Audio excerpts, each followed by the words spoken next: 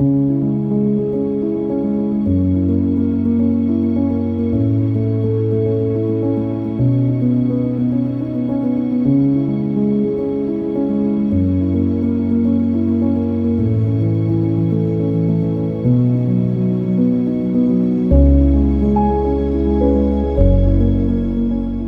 se situe à l'aval du lac de Grandlieu, à la sortie du lac, juste avant le vannage par où les eaux du lac s'écoulent vers la Chenot pour ensuite aller rejoindre la Loire.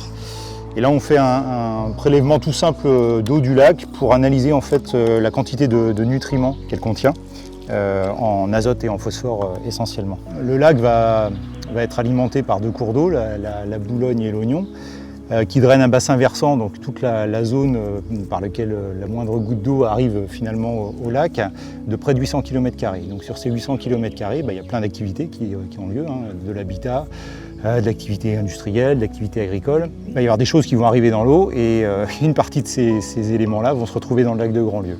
Donc c'est pour ça qu'on fait ces prélèvements. On les fait également en amont, donc juste à l'entrée du lac sur la Boulogne et sur l'Ognon, ce qui nous permet de faire des bilans.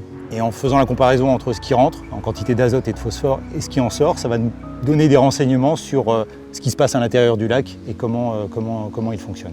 Ici, la transparence de l'eau, c'est complètement opaque. Il y a tellement de matières en suspension et de microalgues qui sont produites que toute la lumière est captée dans les premiers centimètres, ce qui fait qu'au fond, la végétation qui pourrait se développer, qui pourrait servir d'habitat à un certain nombre d'insectes, de poissons, elle a quasiment disparu du lac de Grandlieu.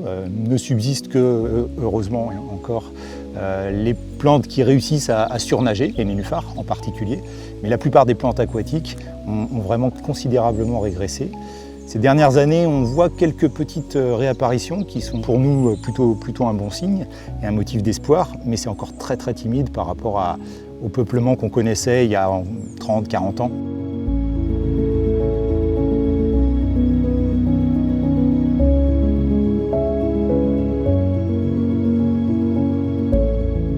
On s'intéresse à la qualité de l'eau du lac. Donc en réceptionnant les échantillons, on va d'abord mesurer les concentrations en nutriments, notamment les orthophosphates, les nitrates, l'ammonium et la silice.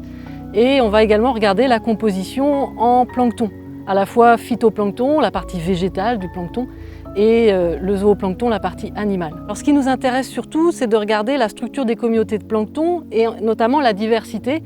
Donc après avoir identifié les différentes espèces, leurs abondances, on va essayer de voir si le lac de Grandlieu il est riche ou pas riche par rapport aux autres plans d'eau.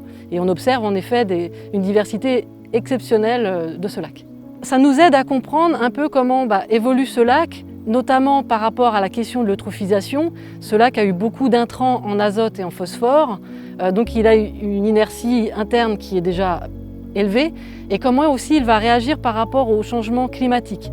Donc de voir un peu comment cette dynamique va évoluer au cours du temps, ça va quand même nous aider non seulement pour Grandlieu, pour pouvoir gérer la diversité locale de ce lac, mais pour l'ensemble de tous les petits plans d'eau peu profonds, quelles sont les décisions à prendre.